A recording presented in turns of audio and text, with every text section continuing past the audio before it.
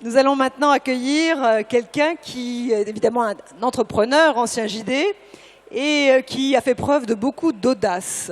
Vous avez sans doute entendu parler d'Emry Jacquilla, le PDG du groupe Matelsom, qui a racheté la Camif et qui fait des exploits tous les jours en faisant du Made in France. Mesdames et messieurs, je vous demande d'accueillir Emry Jacquilla. No, you won't. Until you try, you never feel happy. Bonjour.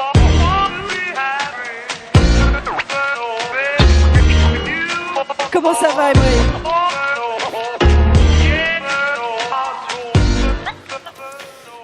J'avoue que quand on m'a dit à Brest que j'allais intervenir devant 2000 JD, je me suis dit, bon, ok, c'est un vrai challenge, mais on ne m'avait pas du tout parlé du programme d'avant. Hein. Moi non plus. Alors, je crois comprendre pourquoi on me fait intervenir dans cet ordre-là, parce que moi, j'ai démarré ma carrière avec... je suis un entrepreneur, hein, j'ai démarré à 24 ans ma société, et j'ai commencé par vendre des matelas par téléphone. Donc, ça va vous permettre de redescendre d'un cran, là. L'idée, c'est pas de vous endormir complètement, mais de vous raconter un peu l'histoire et le chemin qui m'amène depuis maintenant presque 20 ans à développer mon entreprise. Comme j'ai démarré, je n'avais aucune expérience professionnelle. J'aurais pu être rocker, mais j'ai décidé d'être dans le matelas. Et donc, j'ai sans doute fait plus appel qu'un autre à mon sens de l'intuition pour développer mon entreprise, qui a commencé en 95 par de la vente par téléphone de literie. Donc, quand je suis sorti d'HEC, mes copains de promo m'ont regardé avec des grands yeux bizarres en me disant « Tu vas monter ta boîte? T'es fou ?» Oui, puis quand je leur disais que j'allais en plus vendre des matelas par téléphone, là c'était clair, j'étais fou. L'entreprise, au bout d'un mois, a connu sa première crise, puisque j'ai eu la chance de connaître les grandes grèves de novembre-décembre 95, où à côté de ce qu'on vit aujourd'hui avec la SNCF, c'était vraiment, enfin c'est de la gnognotte hein, ce qu'on vit en ce moment. Il n'y avait plus de poste, plus de transport, plus de train, plus de métro, plus rien. Et moi je venais de démarrer mon entreprise et au bout d'un mois j'avais dépensé à peu près l'ensemble de mon capital de départ. Et là j'ai fait appel à j'ai fait confiance à mon audace, à vrai dire, parce que j'ai reçu un coup de fil. C'est pour ça qu'il y avait le téléphone avant, assez important, qui a changé et transformé mon entreprise. C'était mon agence d'achat d'espace qui m'appelle et me dit « Emry, il faut que tu communiques dans le métro. » Ah oui, c'est une bonne idée. Il n'y avait plus de métro qui circulait. Du coup, les prix étaient très bas. Et elle m'a dit bah, « Achète des panneaux publicitaires dans le métro, tu vas voir. » De toute façon, je n'avais plus grand-chose à perdre. Et finalement, ça a été un support qui nous a accompagnés pendant 10 ans. Et Matelsom s'est développé beaucoup à Paris grâce au métro, grâce à la crise, grâce à la SNCF en fait. Bravo. Comme quoi, il y a toujours du bon dans chaque crise. L'entrepreneur, il voit dans la crise le danger, mais il voit surtout l'opportunité. 2 ans après la création de l'entreprise, j'ai démarré dans une pépinière d'entreprise à Nanterre, enfin à Suresnes. Et j'ai eu la chance d'avoir le bureau de Corinne Delaporte, qui avait créé le Journal du Net, juste en même temps que moi. Et un jour, à la machine à café, on discute, et je lui dis, tu sais Corinne, je vais compléter mon offre de vente par téléphone par du Minitel. Parce qu'à l'époque, la Camif, par exemple, faisait 1/3 de son chiffre d'affaires par Minitel. Donc je me suis dit, c'est une bonne idée. Et elle me dit, non Emry, à ton âge, on ne fait pas de Minitel, lance-toi donc sur l'Internet. Et grâce à elle, et à cette machine à café, on a complètement changé le modèle de l'entreprise. Et en 98, on a été le premier site marchand de vente de literie au monde, devant même les Américains. Donc, et Google n'existait pas encore. Quand je dis ça à mes enfants, ils me disent, papa, c'est vrai, Google n'existait pas? Et comment tu faisais? Je crois qu'en fait, ça n'a absolument rien d'exceptionnel de changer et de réinventer son modèle. Et je crois qu'aujourd'hui, on est dans une crise, on le sent bien, une crise majeure, mais qui arrive en même temps qu'une sorte d'accélération, un phénomène incroyable qu'on vit. On vit une période qui est incroyable, avec l'arrivée du numérique qui bouleverse tout et qui change tout, notre façon d'apprendre, de se parler, de communiquer, voilà, de se rencontrer. Et donc, ça change aussi complètement tout dans notre organisation et ça doit nous amener à changer notre façon de voir les choses. Alors moi, la crise et puis on vit aussi une période incroyable de crise, la conjonction d'une crise économique, sociale, sociétale, environnementale, enfin c'est juste la catastrophe. Voilà, maintenant j'ai bien replombé l'ambiance, c'est bien. Et la crise pour moi, ça a été en 2008, lorsque j'ai vu, comme tout le monde, j'ai assisté à la chute de la Camif. La Camif, c'était le troisième VP6 français, créé en 1947 par des instituteurs qui se sont dit, bon, on va se regrouper pour, après-guerre, en période de pénurie, permettre aux instituteurs qui avaient tout perdu pendant la guerre de se rééquiper, pas trop cher, et de se regrouper comme ça pour acheter directement auprès des fabricants. Donc ça s'est développé tout de suite sur un modèle de vente par correspondance, parce qu'il fallait toucher tous les instituteurs partout en France. Donc le catalogue était évidemment ça a été le vecteur de développement de l'entreprise. Mais bon, cette société a connu des heures de gloire et avec l'accélération d'Internet, avec l'arrivée de la crise, n'a pas résisté. Il y a eu beaucoup d'erreurs qui ont été faites. Je ne vais pas y revenir dessus. Mais la première fois que j'ai visité la Camif, on dit souvent que la VPC n'a pas géré le virage de l'Internet. C'est pas vrai. C'est pas pour ça que les VP6 vont mal aujourd'hui. Quand j'ai visité pour la première fois la Camif à Niort, c'était donc en 2008, fin 2008, j'ai visité le site de Trévin-de-Choret où sont installés locaux. Il y avait 100 000 mètres carrés, entièrement vides, avec des bâtiments complets pour l'informatique, pour la gestion du catalogue. Je visite l'entrepôt où il y avait tout le catalogue, il y avait des décors de théâtre. Et je tombe sur une salle qui est à peu près grande comme la scène, là, et remplie de tables à repasser. Je dis, mais qu'est-ce que c'est que toute cette table à repasser? Bon, bah oui, on a 10 repasseuses à temps plein pour pas qu'il y ait de plis sur les photos. Oui. Voilà, donc cette société avait 150 informaticiens pour gérer le Minitel, le langage informatique pour l'entrepôt, les magasins, voilà. Donc un manque d'agilité. En fait, la Camif s'est pris une météorite. Et elle n'est pas morte de la météorite, de la chute de la météorite. Les dinosaures ne sont pas morts de la chute de la météorite. Elle est morte juste de ne pas être capable de s'adapter assez vite. Et c'était marquant quand j'ai visité pour les premières fois les locaux. Alors moi, mon défi, ça a été de me dire, c'est quand même un gâchis incroyable. Il y a une marque qui est très forte, un attachement de ses clients sociétaires qui est incroyable. Comment on peut associer finalement ma culture Internet, start-up et mon énergie et mon envie d'entrepreneur à une superbe marque, quoi, et lui redonner une chance. Alors ça n'a pas été simple. Ça a été 5 mois pour convaincre, à commencer par le président du tribunal de commerce qui m'a dit « mais vous êtes vraiment sûr? Vous voulez racheter la marque, la Camif? Mais c'est plombé ce truc !» Bon, l'autre gros obstacle, ça a été ma femme parce qu'il fallait la convaincre de venir à Niort. On était à Paris. J'ai dû user de stratagèmes terribles. On a fait un super week-end à l'île de Ré, Pas mal. une journée très sympa à La Rochelle. On a juste terminé par 2 heures à Niort. Et voilà, les 2 heures à Niort ont un peu ruiné tous les efforts avant, mais...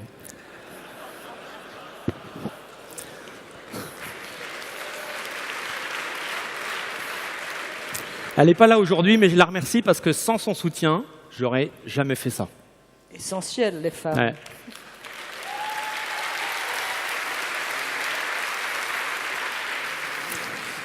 Alors moi, mon ambition, c'était de relancer la marque, la Camif, lui donner une seconde chance, une seconde vie. Ma conviction, c'était que même si les entreprises connaissent des hauts, des bas et peuvent passer par des périodes de liquidation, de dépôt de bilan, etc., qu'une marque ne meurt jamais. On a tous en tête des idées, des marques qui existent depuis des années, Manu France, etc. Bon, c'est encore dans nos têtes. Les entreprises n'existent plus, mais les marques sont là. Et j'étais bien placé pour savoir le temps et l'argent qu'il faut pour installer une marque dans la tête des gens. Et moi, il m'a semblé que dans cette marque, il y avait des valeurs qui étaient très fortes. Il y avait un attachement client qui était très important. Et donc, on s'est lancé avec ma petite équipe à Nanterre dans le pari audacieux de relancer la Camif. Alors, j'étais assez confiant qu'on y arriverait, à condition de respecter 3 règles simples. Et la première, ça a été de repartir sur un cœur de métier qui soit très clair et le plus limité possible. Alors, avec mon équipe, on s'est réunis à Nanterre pendant 24 heures et on s'est dit, OK, c'est quoi notre cœur de métier? Qu'est-ce qu'il va falloir démontrer à ces 3,5 millions de clients qui étaient attachés à la marque pour qu'ils reviennent, qu'ils nous refassent confiance? Et ce qu'on s'est dit, c'est qu'on est dit, bah voilà, on va partir sur le CQFD. On va faire un choix, c'est de repartir uniquement dans l'équipement de la maison, puisque la Camif avait développé du textile, de l'habillement. Bon, le total look de l'Institut, bon, c'était pas trop le truc, quoi. Et puis moi, mon métier, c'était le meuble et la literie, donc c'était assez cohérent qu'on parte là-dessus. Le deuxième choix, c'était de ne repartir que sur Internet, parce que ma conviction, c'était le gros catalogue, c'était fini. Déjà en 1995, aux États-Unis, il n'y avait plus aucun big book. Ils avaient tous disparu au profit de tout petits catalogues spécialisés. Donc on s'est dit, bah, Internet, c'est ce qu'on sait faire, c'est un vecteur d'avenir, il y a de la croissance. On va recentrer l'offre uniquement sur Internet. Le deuxième choix fondamental qu'on a fait, c'est de repartir sur les attentes des clients historiques. La Camif a toujours été reconnue pour la qualité de ses produits. Donc on s'est dit, voilà, on va prendre le catalogue, on va prendre l'offre et on va reprendre que les produits qui sont de bonne qualité. Donc c'est le Q du CQFD. Le F, c'est la fabrication française. Ça a été un choix dès le départ, parce que c'était déjà une force de la Camif.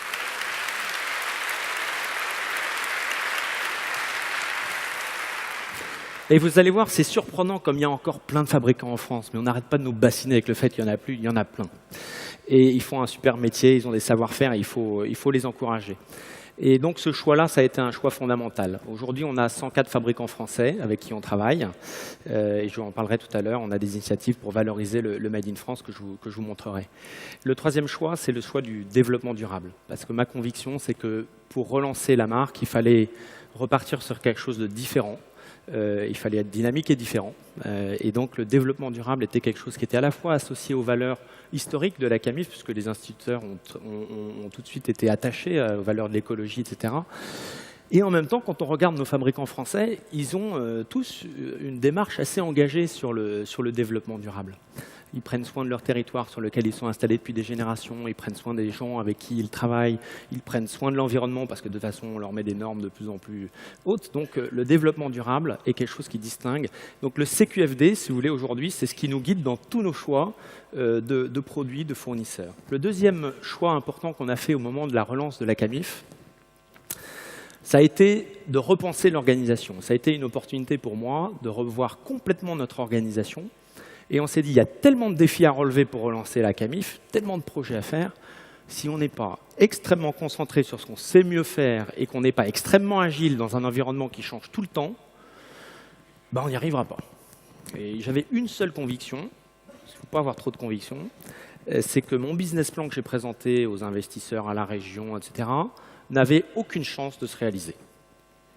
Ben oui, un business plan, c'est toujours faux. Donc, il va falloir être suffisamment agile pour s'adapter aux aléas qu'on allait de fait rencontrer. Et donc, on a repensé l'entreprise pour qu'elle soit connectée avec l'ensemble de ses partenaires. Et on a par exemple complètement externalisé toute la relation client qu'on a confiée à Téléperformance qui est venue s'installer à Niort parce qu'on leur a dit bah, c'est bien, on va vous donner tous nos flux, mais il y a un engagement que vous devez prendre avec nous. Vous êtes partenaire avec nous.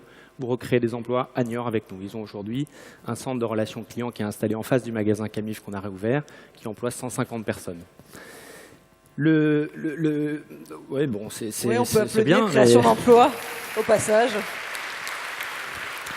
Et ma conviction aussi, c'est qu'on vit dans un monde complexe et les choses évoluent très très vite, surtout dans nos métiers de l'Internet. Et donc, je vais vous donner un exemple. Tous nos projets informatiques, on les a fait par des gens avec qui on a travaillé, des SS2I. Et aujourd'hui, 5 ans après la relance, nous n'avons toujours pas de webmaster en interne. C'est surprenant. On vend sur Internet, mais on n'a pas de webmaster parce que le métier évolue tellement vite que là, on vient de refaire nos sites. On a trouvé les meilleurs prestataires, les meilleures solutions pour pouvoir être toujours au top de la technologie. On est un pure player, donc si on n'offre pas toujours le meilleur, bah ça, voilà. Et c'est comme ça qu'on raisonne notre entreprise. Le troisième choix, ça n'a pas été vraiment un choix, c'est qu'on n'avait pas vraiment d'autre choix que de bâtir notre initiative, notre projet de manière responsable. Parce que la chute de la Camif a fait beaucoup de dégâts chez les clients, 25 000 clients pas livrés de leurs commandes, chez les fournisseurs. Moi, je me suis retrouvé dans une salle à peu près comme ça, enfin pas aussi grande que ça, mais j'avais 300 fournisseurs en face de moi qui avaient tous perdu de l'argent, à qui j'ai dit « on relance la Camif ». Ouais, mais je vais vous montrer comment on va faire. Et voilà, y aller progressivement, etc. Donc il a fallu renouer la confiance avec tous ces fournisseurs, et avec le territoire aussi. Le territoire a souffert de la chute de la Camif. Il y avait 568 personnes à New York qui ont perdu leur emploi du jour au lendemain. Et mon sentiment, c'est qu'on pouvait peut-être trouver une voie intermédiaire en respectant ces 3 principes, le CQFD, l'agilité et la responsabilité. Et donc je vais vous présenter 2 initiatives qu'on a menées dans le cadre du projet de relance de la Camif. Alors ça, c'est le bureau où on est installé. Alors je ne peux pas pointer là, non, je peux pas pointer. Mais mon bureau est au centre. Hein, je suis au centre de l'entreprise. C'était extrêmement important de décloisonner l'entreprise. Et parce que je crois fondamentalement qu'aujourd'hui, les organisations un peu sclérosées, elles sont sclérosées parce que l'espace est cloisonné, parce qu'aujourd'hui, les pyramides ont disparu. Donc on s'est dit, ben voilà, open space, le patron, il est au centre. Et je raisonne l'entreprise comme une sorte de fractal où tout le monde interagit et où la stratégie de l'entreprise, ben, on la vit au quotidien, on la vit avec ses équipes au quotidien. Et sans les open space, on n'aurait sans doute pas réussi. Mais l'open space, ça n'a pas suffi. Alors je vais vous présenter une innovation en termes de management qu'on a menée dans l'entreprise, parce qu'il faut que vous compreniez qu'en 12 mois, on a absolument tout changé dans l'entreprise. On a déménagé de Nanterre à New York. On a recruté de nouvelles équipes, avec d'anciens de la Camif, avec des Matelsom qui nous ont suivis de Nanterre à New York. On a changé tous les systèmes d'information, parce qu'il fallait repartir sur des bases neuves. Vous ne pouvez pas reprendre le bâtiment avec tous les couches empilées de logiciels. Et voilà. Et puis on a également changé l'organisation de l'entreprise, externalisé tous des pans complets de métiers. Donc ça a été vraiment le chantier total. Et pour accompagner tous ces changements, on a mené une expérience originale, que je vais vous résumer par un petit film, qui est l'accueil d'une artiste en résidence pendant 3 mois dans l'entreprise. Je vous propose de regarder le petit film.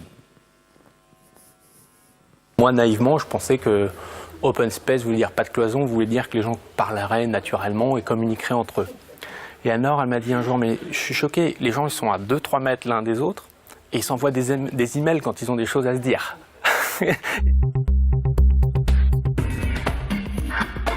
En 1 an, on a tout changé dans l'entreprise.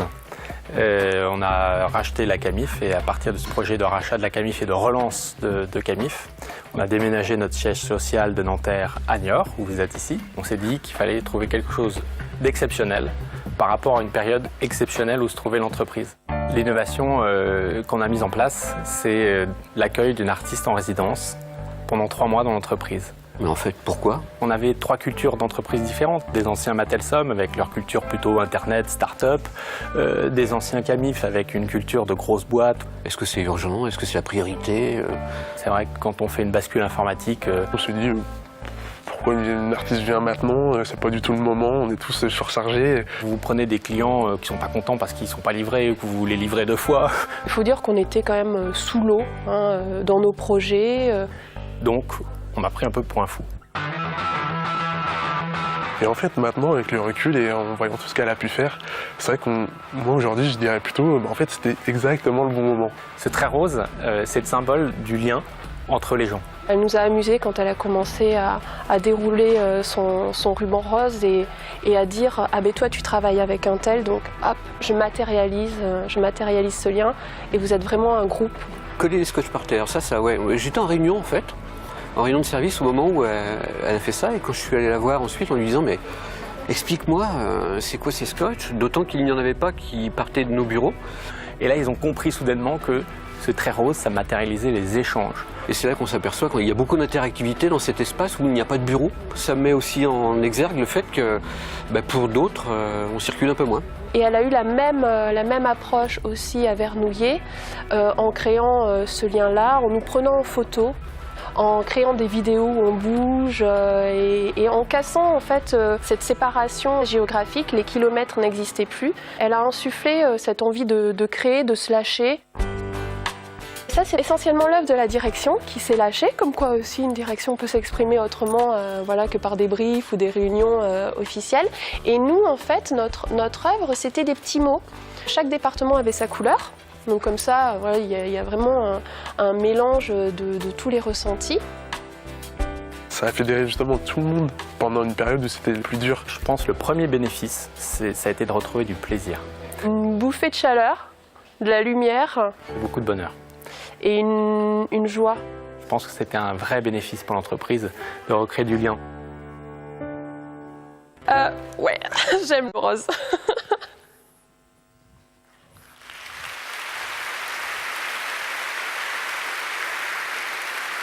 Super idée. Alors le rose aujourd'hui fait partie de notre culture d'entreprise jusqu'aux chaussettes du PDG.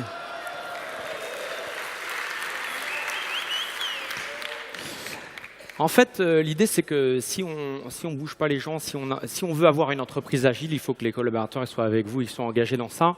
Et pour moi, le rôle principal du chef d'entreprise, c'est celui d'un prof de gym. PDG, ça veut dire prof de gym. Ça veut dire que tous les jours, il faut imprimer du changement, il faut avoir des petits changements, des micro-changements, et bouger les gens, les surprendre. Et là, vous avez par exemple une séance qu'on a faite lors de la journée J'aime ma boîte, qu'on a fait l'année dernière. Et ici, vous avez Didier. Didier, c'est notre banquier. Ouais. Il a souscrit on a souscrit un emprunt auprès de Didier pour 1 million d'euros. Et quand je lui ai dit, tu sais Didier, on fait la journée J'aime ma boîte, je savais qu'il aimait le yoga. Et je lui ai dit, est-ce que tu pourrais pas venir animer une demi-journée d'initiation au yoga dans l'entreprise? Banco, il est venu, tout détendu. Et voilà, l'entreprise a eu une initiation au yoga pendant une demi-journée. Très sympa. En même temps, on les avait tous changés de place quand ils sont arrivés le matin. Ils sont arrivés comme dans les mariages, vous savez, vous avez les panneaux avec les tables, avec qui je suis à côté de quoi, à côté de qui.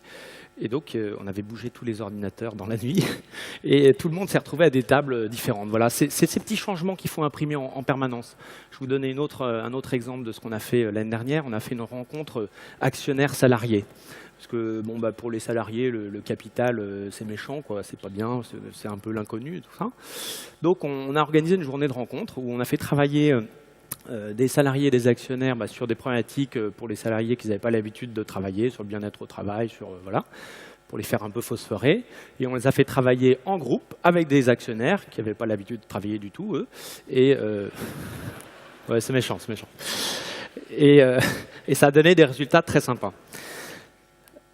L'autre initiative en faveur du local, c'est un engagement très fort qu'on a pris au moment de la relance de la Camif. On a innové l'année dernière, on a lancé une innovation qui s'appelle la conso-localisation sur camif.fr. Je vous invite à aller visiter ce site magnifique, et qui permet en fait aux internautes de choisir leurs produits en fonction du lieu de fabrication. Parce qu'en fait, on va redécouvrir qu'autour de chez soi, on a un fabricant de canapés, de lits, de planchas, voilà. Et c'est surprenant de voir à quel point il y a encore plein d'industries en France. Et on est le seul site à proposer aujourd'hui le lieu de fabrication. Donc une totale transparence sur le lieu de fabrication. Quand c'est pas...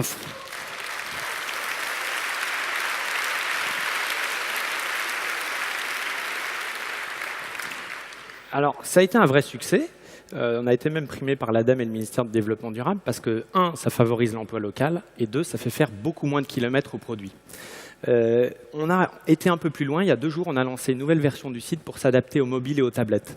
Donc, quand vous habitez Lille et que vous cherchez un canapé, vous avez forcément trouvé sur camif.fr Mousse du Nord, fabricant à Neuville-en-Ferrain.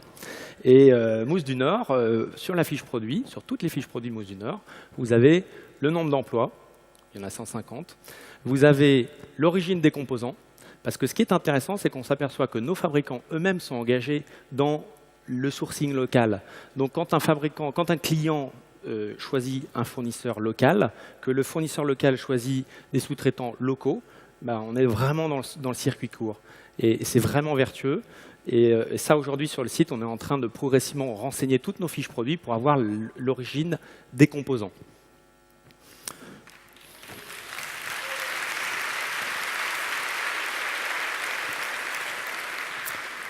Alors, le Made in France, c'est un terme qui est très à la mode, un peu galvaudé, etc. Et puis, on ne sait pas trop ce que ça veut dire. Il y a certains de nos fournisseurs qui ont le label Origine France Garantie, mais bon, ça ne parle pas forcément à tout le monde. Et donc, en fait, l'année dernière, on s'est dit comment on peut montrer aux gens qu'est-ce qu'il y a derrière le Made in France, qu'est-ce qu'il y a derrière un fabricant à Neuville-en-Ferrain.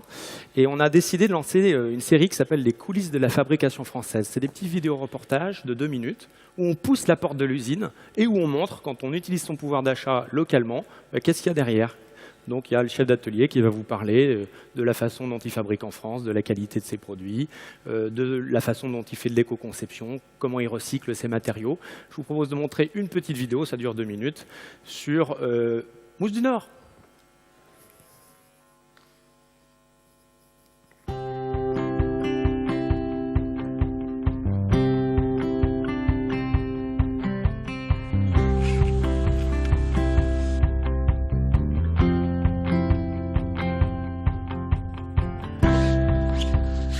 Mousse du Nord est un fabricant français de canapés, l'un des derniers. Tout ici est fait sur place. On découpe nos bois, on découpe nos mousses, on découpe nos tissus, on va coudre nos tissus pour fabriquer les housses. Et ça, on le fait complètement chez nous, ici, à Lille. Mousse du Nord emploie aujourd'hui 150 personnes sur son site près de Lille. Cela va de l'équipe de design qui crée les modèles à ses couturières qui assemblent les housses. Dans cet autre atelier, les menuisiers fabriquent l'armature. Au total, plus de 200 canapés sortent de l'usine chaque jour. Les fournisseurs se trouvent en grande majorité à moins de 100 km de l'usine. Produire local, c'était une décision stratégique pour l'entreprise. On voulait donner du service et du choix à nos clients, et pour ça il fallait de la réactivité. Et pour être réactif, il faut être proche des lieux de livraison, et de pouvoir fabriquer aux 4 coins du monde apporte sans doute des avantages, mais sans doute pas de la réactivité.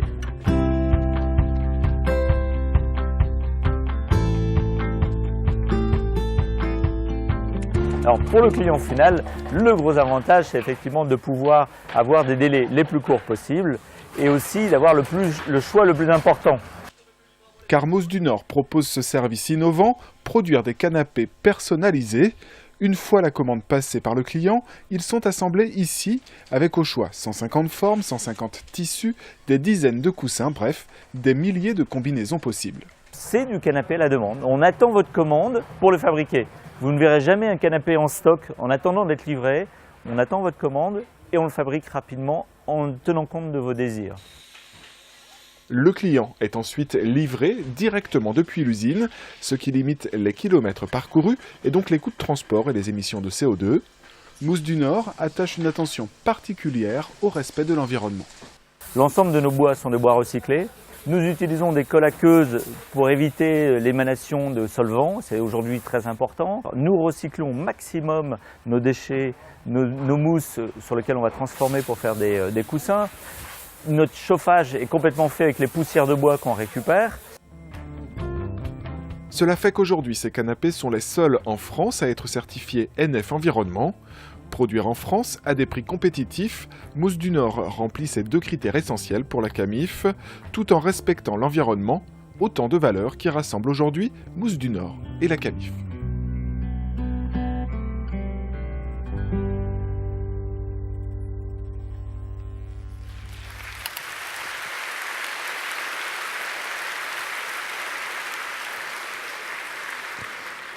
Moi, je suis toujours surpris de voir que ces vidéos ont un succès fou. Par exemple, sur Internet, on a des vidéos de plans de chat à Niort, 15 000 vues.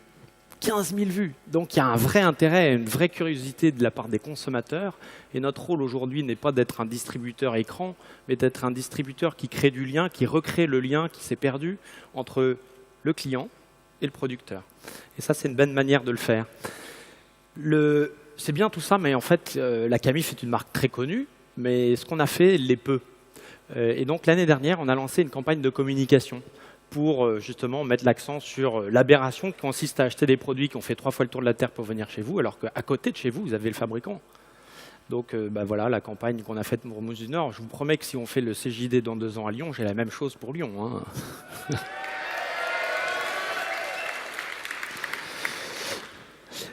Ça, c'est donc le canapé qui a traversé la mer de Chine, l'océan Indien et l'Atlantique, ça en jette du CO2. Un canapé qui vient de Neuville-en-Ferrain, beaucoup moins. Mais on a la même chose pour Cambrai.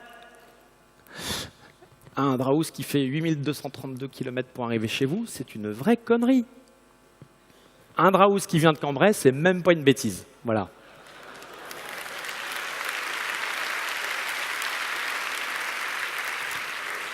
On a beau être développement durable, je crois qu'il faut aussi avoir utilisé les codes de la communication un peu décalés pour parler de choses sérieuses. Et puis enfin, je terminerai par une initiative qui m'amène jusqu'à vous aujourd'hui, puisque depuis 1 mois, je fais le Tour de France.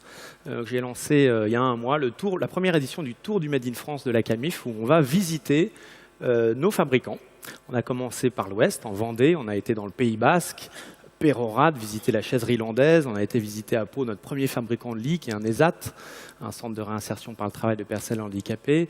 On a été à Toissé dans l'Ain chez Fermob, on a été chez La Fluma dans la Drôme, on a été dans les Vosges voir les usines de textile, et on a terminé dans le Nord par Cambrai et Neuville-en-Ferrain. Et ça a été une aventure assez extraordinaire parce qu'on y a convié à chacune de ces étapes des clients locaux de la Camif qui avaient aussi acheté le produit du producteur et qu'on a associé à cette journée de découverte de l'usine. Et on y a également mêlé nos salariés qu'on a conviés sur chaque étape. Et puis, moi, ça a été des journées de rencontres et des moments assez sympas. D'autant plus que l'après-midi, on a fait travailler en mode atelier créatif les clients, les collaborateurs des fournisseurs et nos collaborateurs sur des thèmes comme l'innovation produit, la valorisation du Made in France. Et voilà, donc j'ai terminé avant-hier à Neuville-en-Ferrain. C'est pour ça que je suis là aujourd'hui avec vous.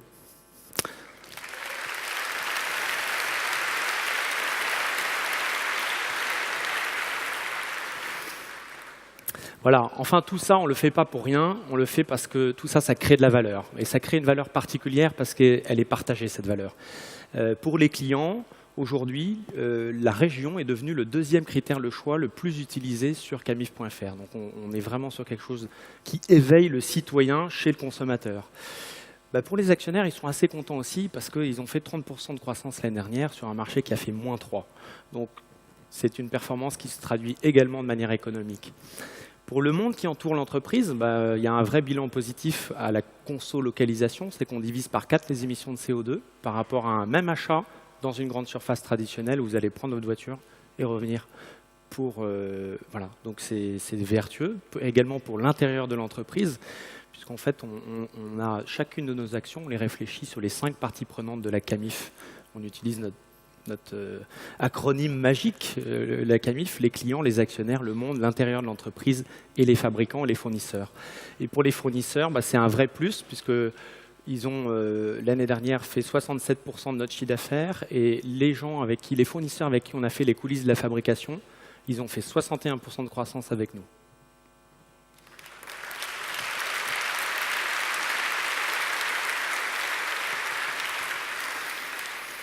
Voilà, donc je vais terminer maintenant ma présentation juste pour vous dire que faites confiance à votre audace. Je crois qu'aujourd'hui, il faut réinventer la façon dont nos entreprises fonctionnent. Il faut réinventer plus que ça, il faut réinventer le monde. On a tous une part de responsabilité pour inventer le nouveau monde qui s'offre à nous, parce que je crois qu'il faut changer le monde. Et c'est pour ça, je crois qu'on a besoin de citoyens responsables, on a besoin d'entrepreneurs responsables, on a besoin d'entreprises responsables. Chacune de nos actions compte. Voilà, je dirais qu'il faut pour ça avoir beaucoup d'ambition et avoir, je crois, évidemment faire confiance à son audace, parce que si on ne fait pas confiance à son audace, on n'avance pas. Et aussi avoir l'audace de se faire confiance. Enfin, je ne sais pas si j'ai dit dans le bon sens, mais enfin, peu importe. Voilà, merci à vous. Et... Merci à vous, Emre Jacquia.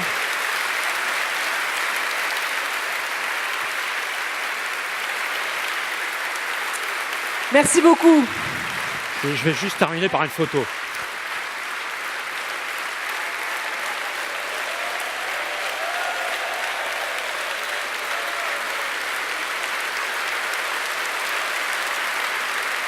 Merci infiniment. Merci beaucoup, Emre Jacquia, d'être venu nous faire partager cette belle aventure, magnifique expérience. Voilà, mettre de l'intelligence dans l'audace aussi.